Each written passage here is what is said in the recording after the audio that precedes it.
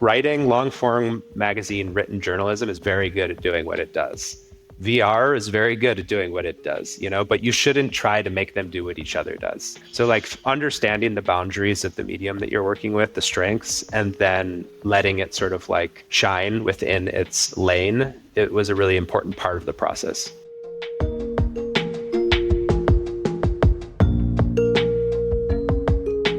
Welcome to the Nieman Storyboard podcast, where we dig into the craft of journalism and storytelling.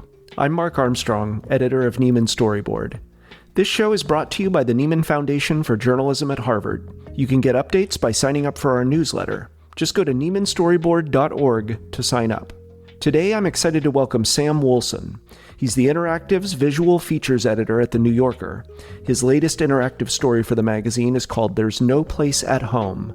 A mother and her trans teen decide to leave the U.S. The story is about a mother, Tina, and her trans teenager, JJ, who decide to move to Mexico amid President Trump's efforts to restrict gender-affirming care in this country. The story is a powerful and innovative feature in which Wolson created photorealistic 3D models using photos taken at the family's house in Maine, and he combined them with illustrations by Lily Carré. Wolson started his career as a photographer and documentary filmmaker, and he joined The New Yorker in 2023. He's produced many other stories that explore different forms, including interactive multimedia and virtual reality documentaries. Cleared by Fire was an interactive feature released in conjunction with Season 3 of the Pulitzer Prize-winning podcast In the Dark, about the killing of 24 civilians by U.S. Marines during the Iraq War. And Wolson won an Emmy and Peabody Award for directing and producing Re-Educated, a virtual reality documentary with reporter Ben Mock that looked inside one of Xinjiang's prison camps, as recreated by the testimonies of 3 men who were held there. So without further ado, here's my conversation with Sam Wolson.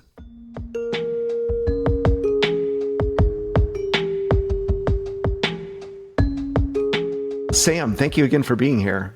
Yeah, thanks for having me. So you joined The New Yorker in 2023, and your title is Visual Features Editor for The New Yorker? Yeah, I mean, my title is Interactive Visual Features Editor, something in that ballpark, yeah. I think on my business card it says Interactive Visual Features Editor, but when I tell people that, they literally, look at me with a blank stare. So Visual Feature Editor sometimes is a little easier to swallow or communicate to people, I think. Was that a title that existed at The New Yorker, or did you create it?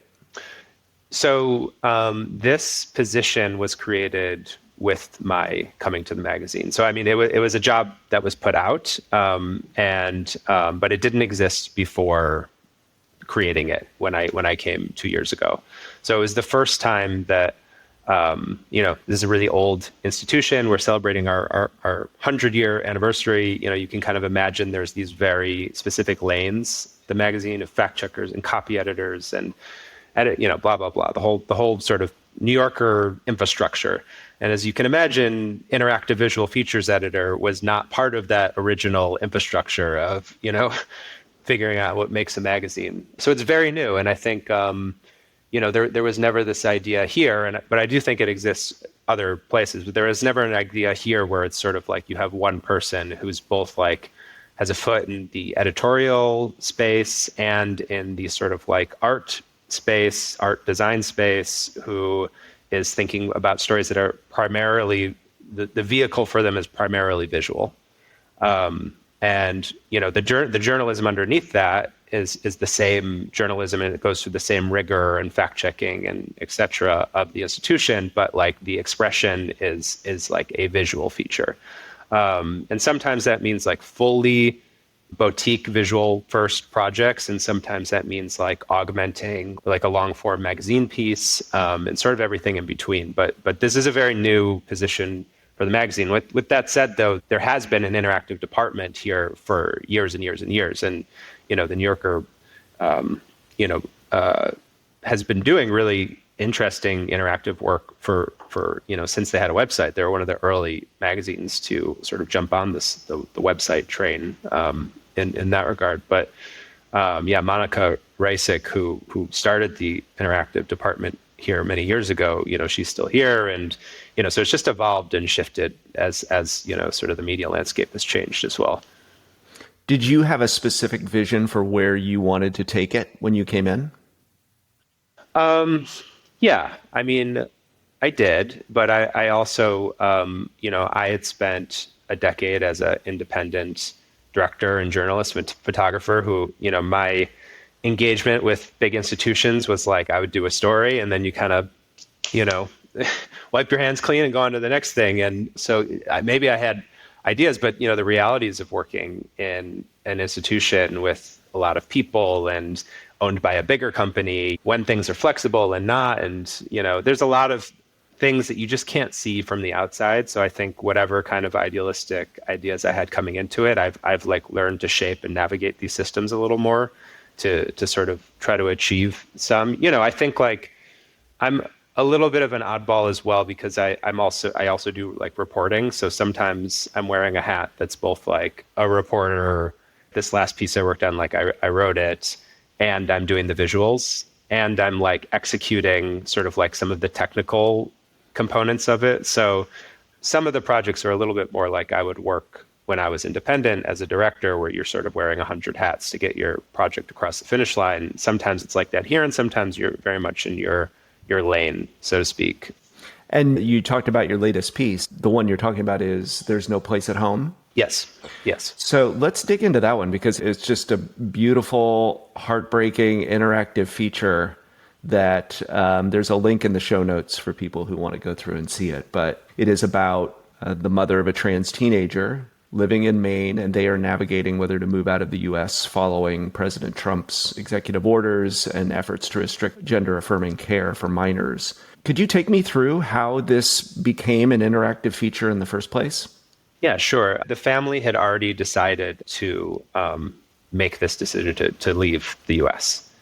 And so when I started talking to them and when we started thinking about this story, it was kind of like, okay, they're making this decision. We sort of have this timeline in mind. We know that they're leaving X date. And it was more so, initially trying to think about like, okay, is this, the first step is always like, is this an interesting story? Is this an important topic? Does it meet sort of the basic threshold of something we would publish anywhere else at the magazine, right? And, I think to me, it was just such an interesting and sort of encapsulation of this particular moment that we're in. I think like, and being able to like finding the story at the particular moment that we did when they hadn't moved yet. And we basically I'd be able to interview them in real time over the course of several months as they're sort of going through this the logistical hurdles and sort of the questions and the doubts of the move that they were planning to make just seemed really interesting and valuable. And I'm a parent, and I think it just, there's something universal to the story about just asking whether or not you agree with, and I think if you're a parent, you're always on the playground looking at other people's what they're doing with their kids, and in your head you have the inner monologue going on. So whether or not you agree with what other people are doing with their kids and their choices, it does beg this other question of like, what would you do for your kids? If this is the decision that you have decided to make and you think it's the right choice for your family.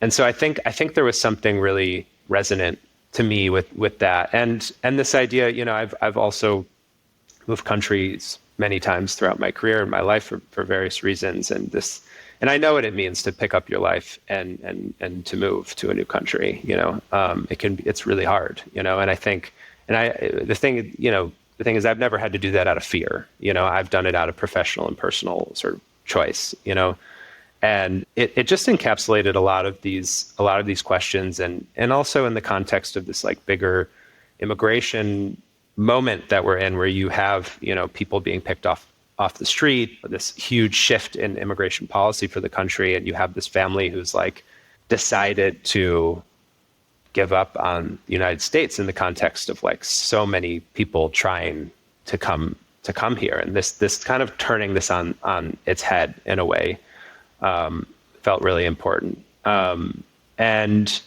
it's a really radical decision that they made, and hearing someone sort of go through the thought process, thinking out loud, being inside their head when they're making a radical decision like that in this like kind of historic moment just felt really interesting and valuable. I think after we had sort of like checked the boxes of is this an interesting story, and often you're dealing with the stories that you have and that are sort of in your lap, and so we decided to move forward with it, and basically I think the next part of the question here was like, how do you do a story like this? Obviously, why was it a visual feature in the first place, right? And one of the things that really struck me about it as well was, after starting some early conversations with the family, was that it's in their home, and the physical material reality of the life they were leaving was a huge part of the story and of what they were going to miss and what they were leaving, right? Like, you're leaving your community, leaving your friends, you're leaving this thing, but you're also like leaving your house, you're leaving your stuff, they had to get rid of a lot of their pets. So there's like, I think like there was something really powerful in just like that raw physicality of their home and what it means to leave a home that felt really valuable to the telling of this story in a way that I don't think you would have had if you just sort of were hearing them talking about leaving it, So, we initially thought maybe everything would be illustrated, but this also sort of coincided with me experimenting, for the last like year or so, I've been experimenting with this new type of like 3D tool, basically called Gaussian. It has a horrible name. I think we need to talk to people who name stuff about the naming for this. It's called Gaussian splatting. I don't know. Am I allowed to say that on the radio? It sounds. All right. Anyways. Yeah, I saw a note about that. I was like, what is Gaussian splatting? Yeah. So it's basically the basic idea of it is like, imagine that you have a photograph, but you can actually like step inside of a photograph, So it's like it maintains the quality and the look and the feeling of a photograph, but you can actually move around inside of it. And everything in it is completely still, like a frozen moment in time. And parts of this are very old technology. There's some new developments of it that have made it sort of like new and accessible. And I've been playing around with this, I'm a tinkerer in many ways, and my mandate here at the magazine is to keep an eye on like, emerging technology and looking at it and thinking about it as tools for our storytelling, and sort of being on that frontier and thinking about that frontier for storytelling at the New Yorker. So I'm always looking at this kind of stuff, and I'd been playing around with it, and I could see that it was really, really valuable and had a lot of potential applications. But then there's also this huge question of like, at a big place like this, we have, bringing anything new, to a 100-year-old institution can be really challenging, as you can imagine. So like, we have like an AI board. You have to go bring it through the AI board. To actually do it, I needed a special computer. We had to get it evaluated by legal. There's like 150 steps before I could even start, trying to think about incorporating this in. And then there's the logistical questions. Like, to do this, you have to like take hundreds of photographs of like whatever you're photographing from all different angles. And, so where can you do that? How can you do that? Et cetera, et cetera. So I had the chance to try this out on one other project. We did a profile of Lorna Simpson for the magazine, and I did. And I think if you look at it, you wouldn't even know that any of it was a 3D model. It just looks like video, essentially. And but I got to test it out there, and it came out really well, and people were happy with it. And then when this project came along, I had been experimenting with these 3D models plus inserting animation into them. So they sort of exist in the same space. And there was something about like the combination of the 3D space that's real and feels very grounded. It basically looks and feels like video, with these very emotionally rendered drawings that sort of was what I realized is it could allow you to bridge that gap for this story, right? Because in the story, we're dealing with people who want to maintain their anonymity, right? So we can't show them. We can show their things. We can show their home. But it's like you can't, the emotional heart of the piece is ripped out visually if you can't have some representation of them, right? So to finally be able to like combine that, the physicality of the space that they're leaving behind that's real with these like emotionally rendered drawings by Lily Carre, who did a fantastic job on the piece, it allowed you to bridge those two worlds. So it was kind of like the early stages of the project were like, okay, story is something that we're interested in, start the reporting. And obviously the reporting for everything and the story is always the starting point. It's going to lead you towards the technology and the applications and all this other stuff. That's always sort of my mantra, is like starting with story and letting it lead you to all the other things. So, and then realizing that, we could combine the illustration with these 3D models, and then sort of that was the backbone of it, right? So from there, it was really continuing to go through the reporting process, interviewing them, as much as felt necessary throughout the process, going through major milestones, and then, coming up with a design. There's a lot of design questions in this. You have different voices. We're going to be moving through spaces. It's broken up into chapters. So thinking about the design and how that's going to inform the storytelling and the reporting that you're going to do. And then basically, and then I had to go to their home at some point and spend some time and meet them in person, interview them in person, and then also actually make these captures in their house, which can be, as I said, it involves, taking hundreds of photographs of things. So you can kind of imagine me. I'm like a 6'2" guy, and I'm photographing these flowers lying on the ground, taking thousands of photographs of everything. So it's a little bit of a strange thing, but maybe that helps. Now, are you just using a standard camera for this? Yeah. I mean, you can do it in a lot of different ways, but you could literally use your iPhone if you wanted to, at least for the capture process. So, but I used my cameras to do it.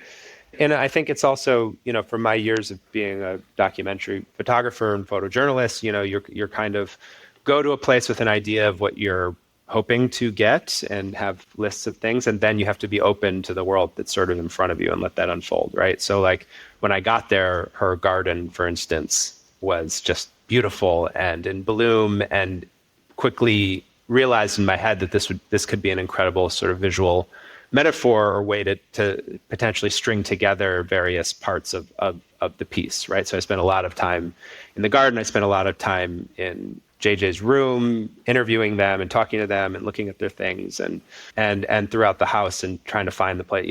Through the interviews, I knew that rooms in the house where certain conversations happened. So capturing those rooms and such, and then coming back, figuring out how to use those things, process those things, and then sort of weaving it all together. And then when you finally bring all those pieces together, then you have to actually work with an engineer to sort of like Frankenstein this thing to life, right? Because you can have an idea of the mock-ups and how things move and how it comes together, but the engineer is the person who sort of like breathes life into it. And it's really an artistic process for the engineer as well, because there's interpretation in what they're doing. So then you go from there to the engineering, and then sort of refining the story and editing and trimming and until you sort of end up with the final piece. Yeah, it's beautiful. There are a bunch of moments that struck me in this story. One is the way you and Lily illustrate the plants and the flowers blooming and changing as the mother and JJ discuss JJ's transition and the mom's own evolution in her thinking about that. Do you remember how that came to both you and Lily and putting it together that way? Yeah, I mean, it was a long, complicated conversation between Nicholas Conrad, who was the art director on the piece, and Aviva, who I mentioned earlier, who was the digital design director, Lily, and me. And that was a really tough section, because you don't want to be too didactic with the illustrations that you're doing. And it's obviously very complicated and sensitive thing in terms of representation. So we kind of landed on this, I think because flowers were such a big motif in other parts of the piece, and they can be so in some ways symbolic, but also sort of just be these beautiful objects in themselves. It sort of straddled this middle ground between a couple different things. And, and I think those flowers, they come to represent a lot of things throughout the piece. They're kind of the yard and sort of in the beginning of the piece, and then we come back to it in the end. And at different points, it's tied to Tina and obviously to JJ. And so it just felt like a really powerful symbolic thing to sort of play with in that section without having to get too literal about anything. Yeah, that makes sense. There's another moment I love, which is closer to the end, where you're zoomed in on the flower and then it pans up into the sky where the illustrated plane flies over and just kind of, represents that journey. Was that in your mind as you're taking photos from the ground of these flowers? I actually had a different, the whole time I had in mind that I wanted to be at the house and then sort of be panning up to the sky and see the airplane taking off. But wasn't until later when I saw the models that we'd created in this flower, and that became such a fruitful sort of symbol throughout the piece that then I was like, and it has the house in the background. So it was sort of an evolution of an idea that I had earlier on. But, I think it was also, there's certain intentions throughout the piece, like how do you end a piece like this, right? Like we could have spent another year. What happens when they get to Mexico? There was an intention within that to like have it be really encapsulated and leave you with a lot of questions, and I thought that flower and that moment, and like being here and them sort of like traveling away in the sky felt like a really powerful way to do that. Yeah. How open were the mother and JJ to participating in this at all, given the current climate? The mom was very, very open, very eager to share her story. She's quite a funny character in some ways, throughout the piece. And this was a conversation with my editor at various points, Valerie Stryker, about, there's a lot of swearing from the mom throughout the piece. And she's like this poet, right? She's just like a very character filled with a lot, with a lot, So she likes to talk. She's very expressive, in a lot of ways. So it was very easy with her. Open book. I think with JJ, that came a little bit later, and I wasn't, for a while I wasn't sure if we were going to be able to include JJ in the piece. But then, when I went in person and I was able to spend some time with them, and they really opened up, and and I think it was really invaluable to have their voice included, because I think the piece would have felt really different if you hadn't heard from JJ themselves describing their journey and their feelings throughout the process. Because I think, you can read in the piece, they have a lot of reservations about leaving, and I don't think this was like no part of their journey or process was easy for any of them. So, I think in the current political climate, there's this line from JJ in the story about, just like how the gender affirming care that they got helped them just feel better about themselves and concentrate on their school and just feel better in their body, and I think I just imagine how hard it would be to be in that position and also trying to be like a public figure or a open voice in the media and have that scrutiny placed on you when you're sort of already battling with your own internal identity. So I'm not surprised that people, I don't even like, I think it's a hard thing to be out in the public like that and to be scrutinized in that way. So I'm so happy that they wanted to be so open and share, but I think it's an incredibly hard thing to do right now, given the potential backlash you could face. One thing I thought about when I was reading this piece and just seeing the piece and how it was designed, it seemed within this moment where there is a lot of fear within the trans community in terms of being out there in public and having their names in the news, that this kind of visual storytelling provides a way in without giving up anonymity. Did you find that was, one of the big reasons why the New Yorker went this route? I mean, I think if the family was comfortable having their identities be tied to the story, maybe we would have done it in a different way visually. That's very, very likely. But yeah, I think often constraints are sort of, I don't know if this is a real phrase or I'm making it up, but like constraints are sort of the mother of invention in some ways. You know, it's like that's where the creativity happens, is when you start having boundaries put in place. So yeah, I think the anonymity of the piece really did help define, you know, where we ended up with it. And what's the response been like to the piece? Yeah, I mean, it's been a really overwhelming response. You know, it kind of depends on what social media platform you'd like to look and what kind of response you're interested in seeing. But I can say that it's, as you can imagine, it's pretty polarized depending on what social media platform you're on, which was kind of interesting. It, you know, in a lot of ways, it was a very polarizing piece. You know, and I think this is always the thing that you have to be careful of when you're looking at responses to something, is that, you know, the people who decide to speak up and post something online, positive, negative, whatever, are usually a fraction of the total audience that's going to engage with that piece. So you don't really know. I don't really know what beyond that. A lot of people looked at it, and a lot of people had things to say about it in different places. I don't, you know, it's hard to totally gauge that. But, you know, in some ways, this topic, it's like you can come into it, and if you disagree with the gender affirming care or the idea of transness as an identity, or you know, it's then you're going to see this piece in a very particular way, and if you are more open to those things, you're going to see it in a very different way. So in that sense, it's very interesting how, you know, people kind of read into it according to their maybe political sway, I would say. Yeah.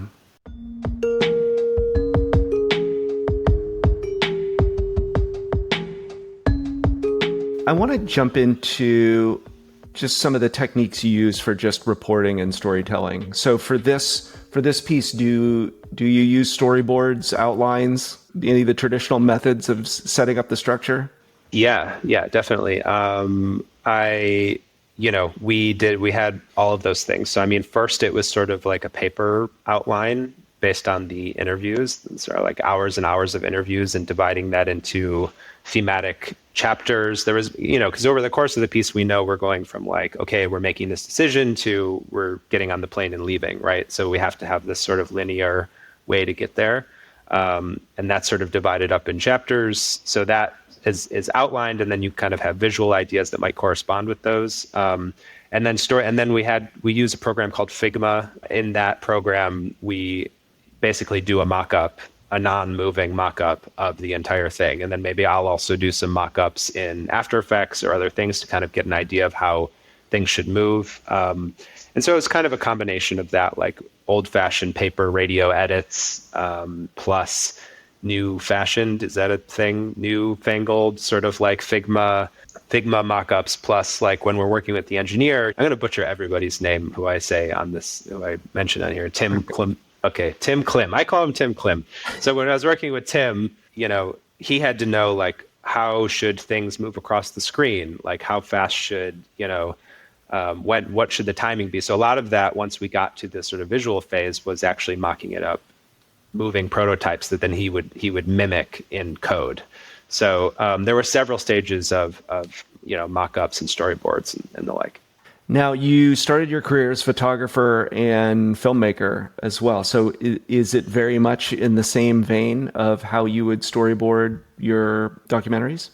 No, not at all. I mean, I mean, there's definitely DNA from that part of my career, I think, throughout my contemporary work, especially how I think about like composition and movement and, you know, what cameras are doing and sort of cinematic language or visual language. I think a lot of that comes from my DNA as a photographer and a documentary filmmaker. But I'm also, you know, drawing on a lot of other tools. And I think that's what's exciting about being in this sort of frontier space, is to think about, you know, okay, well, those things have limitations, right? A photograph has very specific limitations of, you know, a frame that we're inside of, a moment frozen in time, et cetera, et cetera. So does film. But what happens when we can start making choices in these spaces, or moving in these spaces in impossible ways, or, you know, getting access. So it's definitely informed what I'm doing, but in a lot of ways,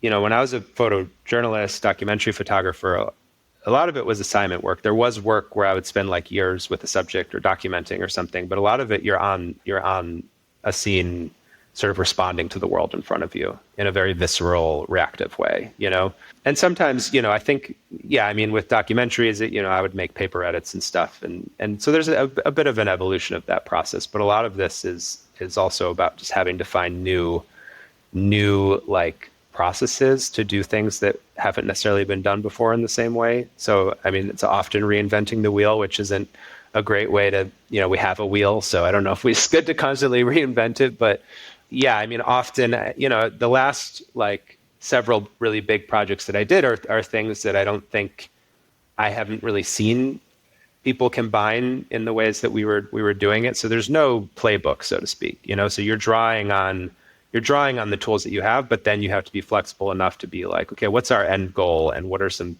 processes that we can create to get to that goal? And does the New Yorker have is there a goal for how often they produce it? It's really interesting because there are no boundaries within the form. And are there any boundaries within the New Yorker in terms of what you produce and when you produce them? We are a small department of one. So right now we were a little bit bigger. We're smaller now. We are one. I am one. I am me, basically. So we don't have like mandates or something like, hey, I need to publish X amount every month or whatever. It's really about the needs. It's kind of a balance of like the needs of the institution plus like if something, last year I worked on this project with the podcast In the Dark, and that was like this monumental sort of like project that just kind of ate up all the time and energy, but the year before that we did probably like 12 pieces, of varying complexities, So it's kind of about like, what's the most important thing we could be doing? What are the needs of the institution? And talking to the people, there's sort of decision makers in those spaces and guiding that. I've been calling these like interactive features or interactive documentaries. Do I have that right? Sure.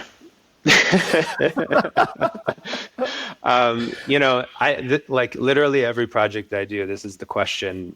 It's like a week before we're publishing. They're like, "Wait, what is this? What do we call this?" And this is like always a conversation. Even for this piece, like someone was gonna call it like a visual essay or something. I was like, it's not. It's definitely not a visual essay. And then we had to interactive feature, visual feature, whatever. I think that's sort of, it's always like a new sort of format and pushing something. There is no clean description of it, which is both the exciting part, but also I think what makes it, hard to tell people what I do at a bar.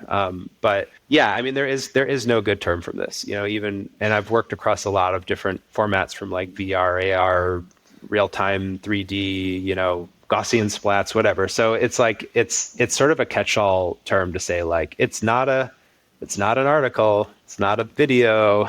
It's like, it's something different. So yeah, this is always if you come up with any better ideas, you can just write me or, Yeah. I don't know what I do. Yeah.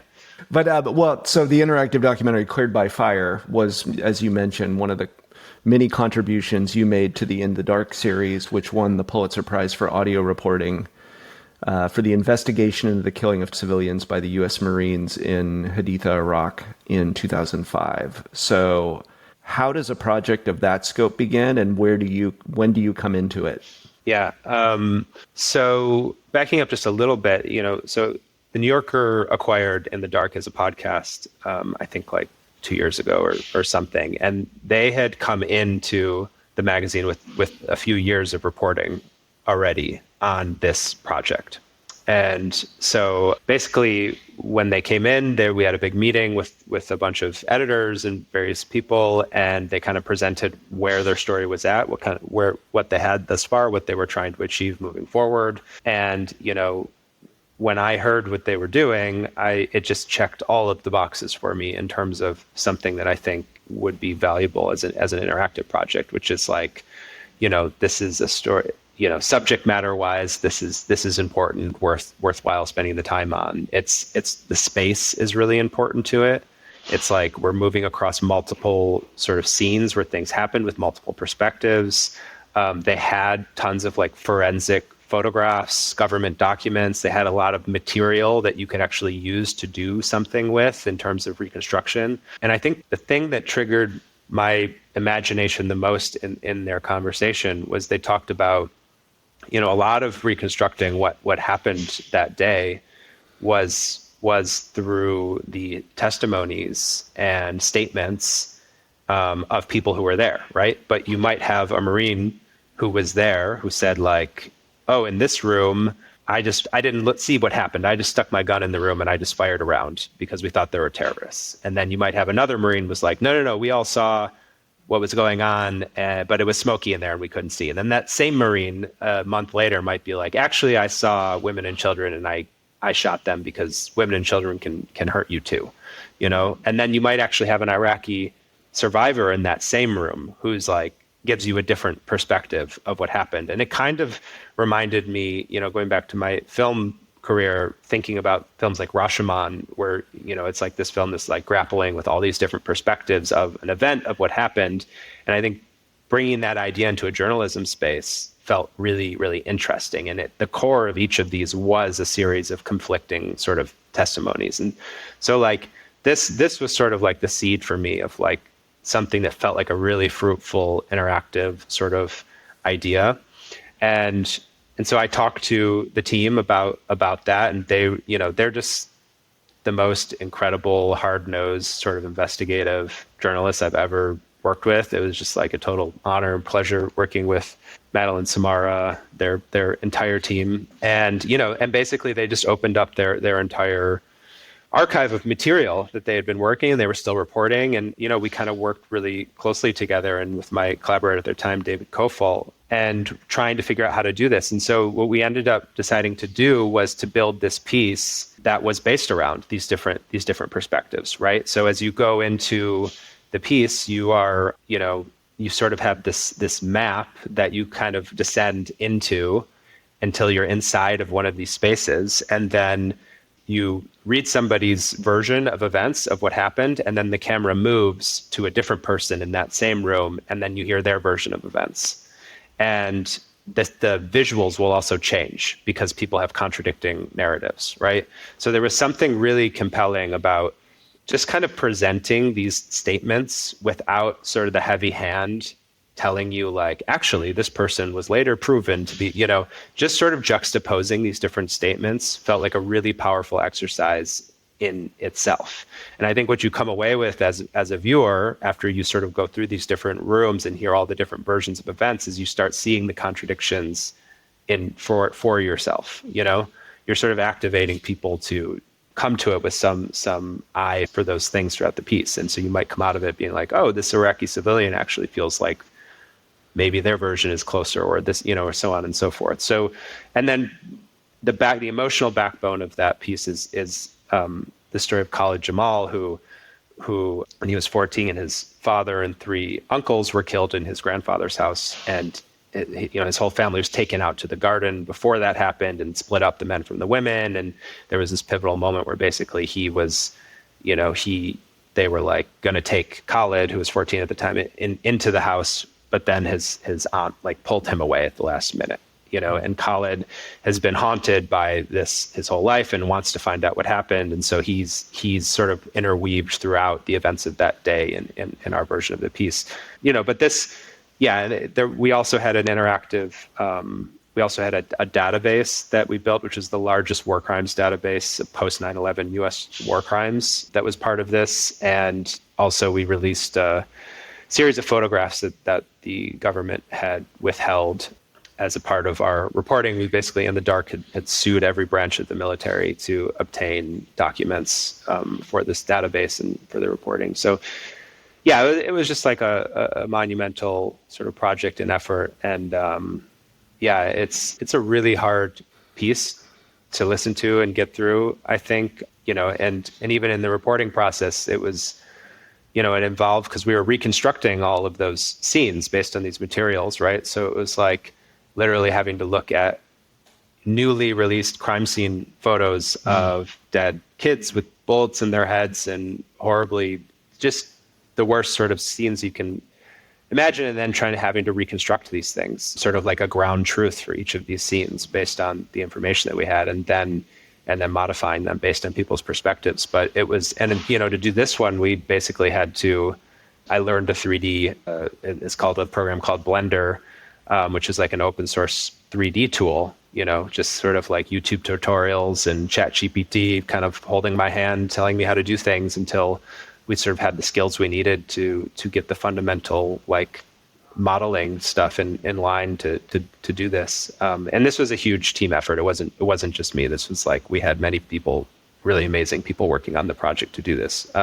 So yeah, but it was a huge lift, and I'm really proud of the project. Yeah, it's incredible. When you talk about 3D renderings and you're essentially putting the reader and listener into the room in these places, are you thinking about the reader as a character in interactive storytelling like this? I mean, the short answer is yes, but more and less explicitly in different pieces, right? So in this one, clearly it's we actually used like a real-time game engine in this piece. That's so as you're going through it, it's like basically a video game that's running in your browser to do this. And so there is that element of, at its DNA of you being like a player within this space. I think though, where this becomes a more complicated question is in a project like Reeducated, which uses virtual reality as its medium. And it's more complicated because, when you put on a virtual reality headset, it makes you feel present in a space. It makes you feel like you're literally standing or sitting or existing in a space, right? In a way that when you're reading something, there's some kind of abstraction there. It's like using imagination, or you're looking at a screen, and it can be really engaging and really draw you in, but it's different than like physically mimicking you feeling like you're inside of an environment, right? And when that happens as a storyteller, you do have to start to think of like, okay, I'm making someone feel like they're in this space. Like, who are they in this space?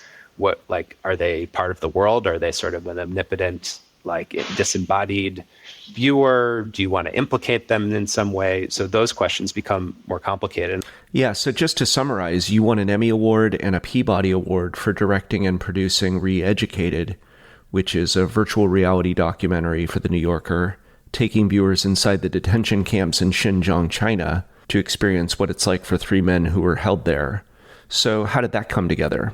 Yeah, I mean, so this project came, it started with the early conversations with reporter Ben Mock, who had been reporting on Xinjiang for a couple of years at that point, and was really kind of like one of the, I think, most outspoken journalists at the time who was reporting on this. And he was doing a lot with oral testimony, and and I was living in Berlin at the time, and he'd seen some of my previous work, which had done sort of virtual reality, this cross section of virtual reality and documentary work. And I did a piece in Fukushima about the nuclear Daiichi disaster. I did a piece in the war in Sudan, and he was looking at my work and was like, well, is there something to do with about Xinjiang? And basically I was very skeptical at the time, and it's like, I don't really see it. But then through his reporting, he basically found three people who at the time, this was really unique contribution to the reporting sort of canon at the time for this subject, was he found three people who were in the same camps at the same time, have overlapping experiences, and sometimes in the same cells, right?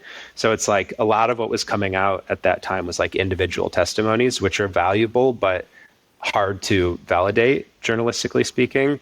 But when you can have people who can corroborate each other's stories, and you interview them separately and they describe spaces and stuff, so it becomes really valuable. And at that point, it became that project.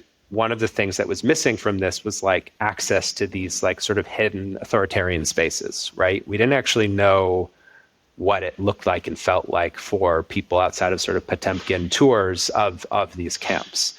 So like even the idea of recreating these guys' experiences in these camps was of value in itself, right? These hidden spaces. So basically, when we kind of hit on that and we saw that we had these three people, and we started pitching it around, and the New Yorker, this was before I was on staff here. We basically, we kind of got the idea greenlit, and we ended up going to Kazakhstan, spending time. We interviewed many people, but we focused on these three guys, and it was a very elaborate process because essentially, we also brought an illustrator with us, Matt Huynh, who did all of the art for that piece. It's all brush and ink animation. And we brought him into the room with us for all the interviews. And he was doing sort of like live sketch drawings as we were doing these interviews. And he was also able to directly speak to all of the men we were working with, Yuriket, Amajan, and Orembek, who were basically, he could go directly to them and be like, because part of the really important part of this was the space itself. Like, what is the physicality of these rooms? Where are the beds? What kind of beds? What kind of chairs? Where was the TV? There's so much about the monotony and the mundane trying to capture within this that's sort of a horror in itself, outside of like torture and indoctrination that happens there. Like the sort of the horror of bureaucracy in some kind of way, So, and it was really important to get those details as close as possible, so Matt could talk directly with them and have them draw pictures, and then he could draw something. And going back and forth really allowed us to sort of like circumvent a lot of other work that we would have had to do, having him there with us to do that. So yeah, I mean, basically, we did that trip. We gathered all these interviews. We did these reconstructions. And then we were able to sort of weave together these three men's stories about what happened to them, combining all those pieces together. And then we also had a interactive, like written through piece that Ben wrote that like pulled in some of the visuals that we had made for the VR piece into that long form piece that gives more like historical context. Because I think that's the other thing to keep in mind with this type of storytelling is it's not good at like writing long form magazine written journalism is very good at doing what it does. VR is very good at doing what it does, but you shouldn't try to make them do what each other does, So like understanding the boundaries of the medium that you're working with, the strengths, and then letting it sort of like shine within its lane, it was a really important part of the process. Yeah, I was wondering how you thought about that. A lot of these pieces are kind of complements to other pieces. So like podcast, interactive feature, short form documentary, or for Re-Educated, the virtual reality documentary, the written long form piece. How do you think about them? Are they meant to essentially live on their own or both? It depends.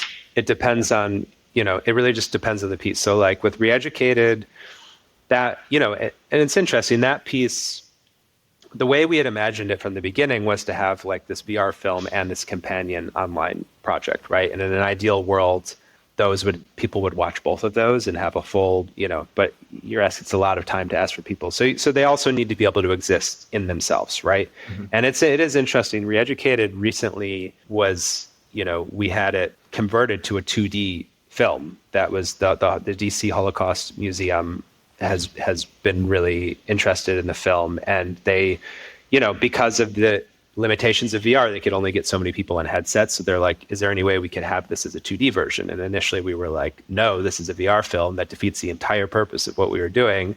But then, we're many years down the road, and this film has unfortunately continued to be very relevant, to the point of like a couple months ago, they showed it at a conference with family members who still have lost people to this system and don't know where their family members are. They showed it to open the thing. And so we actually we decided, it would be great to extend the life of this part of the project. And we actually, and it was a very, very strange process, because what we did to convert it to a 2D film is, if you can kind of imagine a 360 film, it's where you put on the headset, you can look all around in any direction, you're sort of encapsulated in the story, so to speak. And so the way that we converted to a 2D film is we actually put a VR headset on a mannequin, and then we had we moved the head of the mannequin with a tripod arm so that it would look around, and that's how we moved the camera around and framed up different parts of the 360 world. So basically, in a nutshell, we were shooting a movie inside of our movie.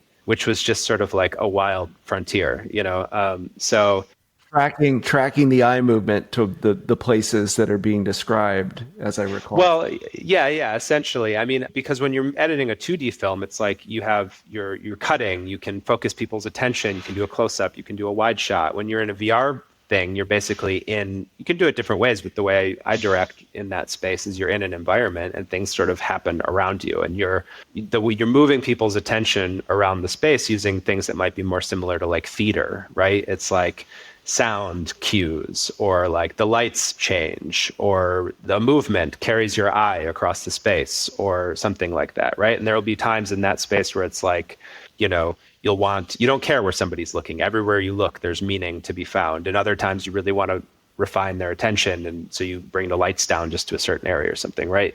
In 2D filmmaking, like you're doing all of that through edits and cuts and montage, basically, right? So it was really interesting to revisit these scenes that we had made, but thinking about it in terms of montage, and it ended up being really powerful. And I'm really proud of the 2D version too. And we ended up being able to use the original Kazakh voiceover, which, because you can't really read subtitles in VR, it's very hard. So we had this version as subtitles and stuff. So yeah, it was really nice to see the lifespan of this expand in that way. How do you think about whether a story merits a linear or non-linear narrative? It stems from the story itself, right? Mm-hmm. It's got to come from the material, I think if you're working, and I think this is often the problem with sometimes people who work in like frontier technology spaces, is they're like, oh, we have this amazing tool, let's find something to shove into this tool, right? Like, let's find a non-linear thing. Like, what's a good story that could fit that? And you end up often with sort of like a tech demo, like kind of a soulless tech demo. I'm sorry, I'm being very harsh, but I feel like I'm so driven by the story and the ideas as the starting point that it's got to be the guiding light. And I think so. It's kind of hard to give like a generalized principle, I would say, for that. Where is your head right now in terms of XR, VR, AR, and that world, especially when it comes to nonfiction documentary? Yeah, I mean, I continue to be, for several years, that was sort of my niche, right? Like I started working with the New York Times really early when they were doing their big VR push. I did, this project called We Who Remain, which was like the first character-driven VR documentary shot in an active conflict zone. I continued to work with them to do like the daily 360s, these kind of like little daily 360 short form story things. I worked with National Geographic in VR. I did, so that was sort of, for a little bit, my thing was like, oh, someone wants to do something really crazy and kind of dangerous with a virtual reality camera, send Sam to that place, That was sort of my lane for a little bit. I think there's been ebbs and flows in this XR community, right? And I think one of the things that really started to, and I think there's ways around it, but like the audience limitations for it and the barrier to entry just started to really become, especially at a place like the New Yorker, right? Where if we're going to spend a lot of money, time, and resources in something like Reeducated, which has continued to have this incredible life, and it went around to all these big festivals and did all this stuff, but it's like the most pristine expression of that project is in a VR headset, right? And how many people will have gotten to have that experience, right?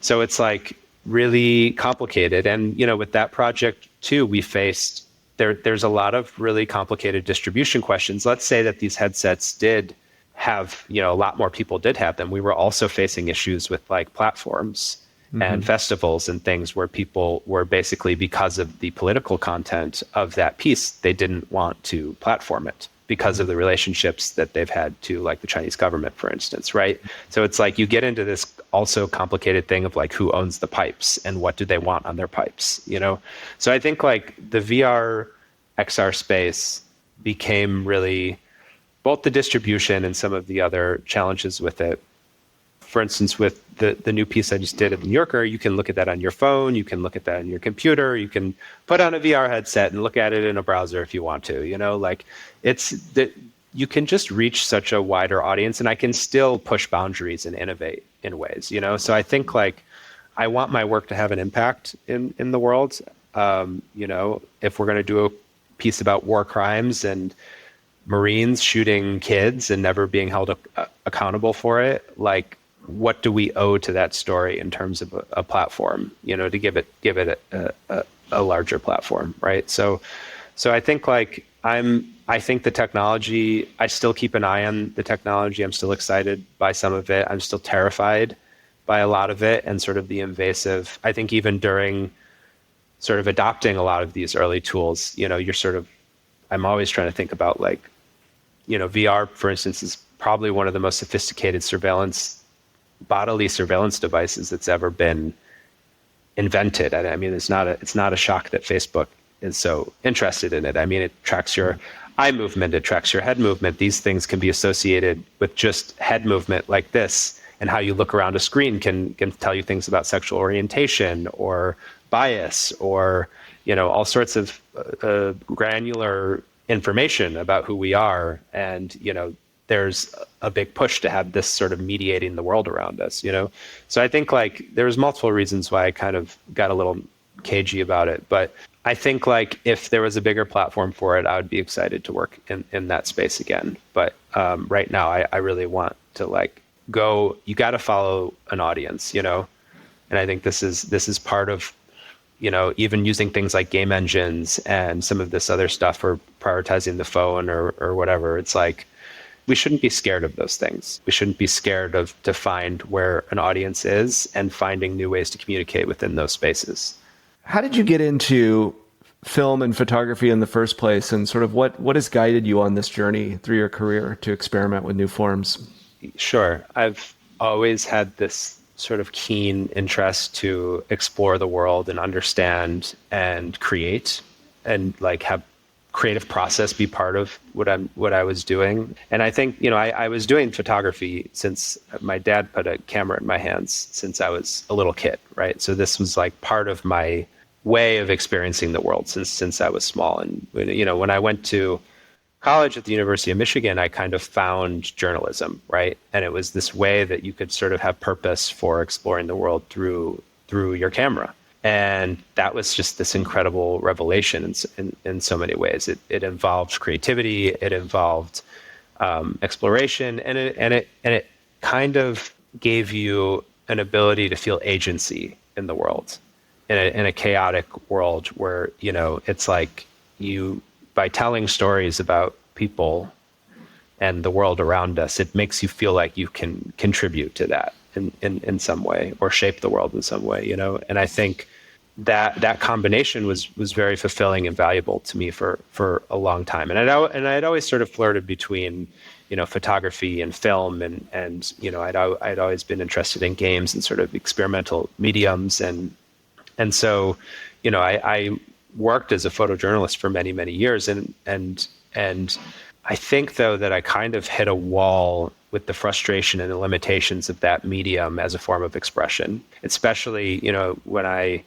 was younger, I moved to Kenya to go work as sort of a foreign correspondent, and I worked for years overseas. And I think the limitations of that medium to sort of express what I was seeing and what I was feeling, maybe that speaks to me as a visual communicator, that I wasn't able to do it, but I felt like there was so much lost in translation that I wanted to explore other ways to free myself from those boundaries that I was feeling in photography in particular, and that's when I started finding these frontier spaces, where you can kind of carve your own path and explore new forms of communication that aren't sort of also standing on the shoulders of decades and decades and decades of other people's visual language and work in the same way, and I just, continue to find that to be a very exciting way to think about storytelling.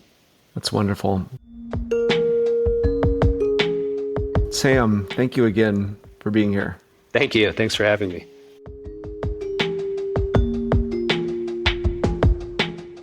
Thanks to Sam for joining us today, and thanks to all of you for listening. If you like what we're doing with Nieman Storyboard, leave us a written review and a rating in Apple Podcasts or Spotify. You can also share this podcast with a friend. We'll see you soon.